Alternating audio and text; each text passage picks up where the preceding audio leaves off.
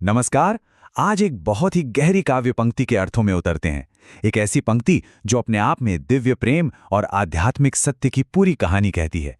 ये पंक्ति असल में एक साधक की उस यात्रा के बारे में है जो परम सत्य को खोजने के लिए अपना सब कुछ पीछे छोड़ देता है। पंक्ति कुछ यूं है। प्रेम की लिखी गई थी वो कहानी, शमशान के राजा के लिए महल छोड़कर आई थी एक महारानी। सुनिए, ये सिर्फ शब्द नहीं है ना? ये तो एक आध्यात्मिक साधक के लिए एक पूरा दार्शनिक नक्शा है। तो चलिए इस नक्शे को परत दर परत खोलते हैं। तो कहानी का जो पहला हिस्सा है वो है महल।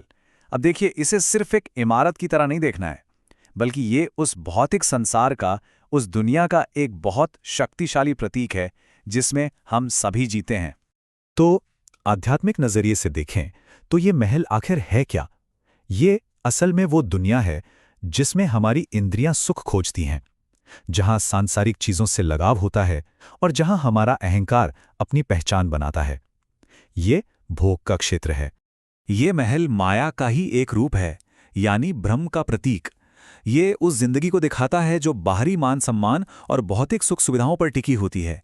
एक इतनी खूबसूरत बनावट कि हम गलती से उसे ही असली और हमेशा रहने वाली सच्चाई मान बैठते हैं।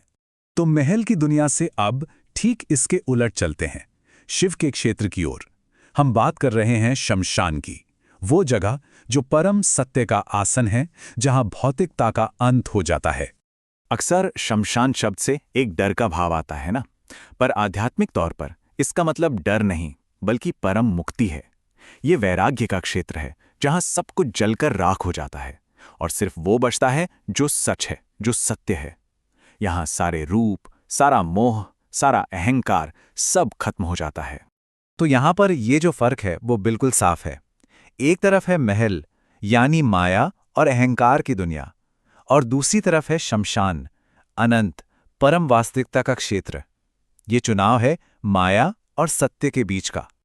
अब जो महारानी पार्वती की यात्रा है, उसे एक नुकसान की तरह नहीं देखना चाहिए।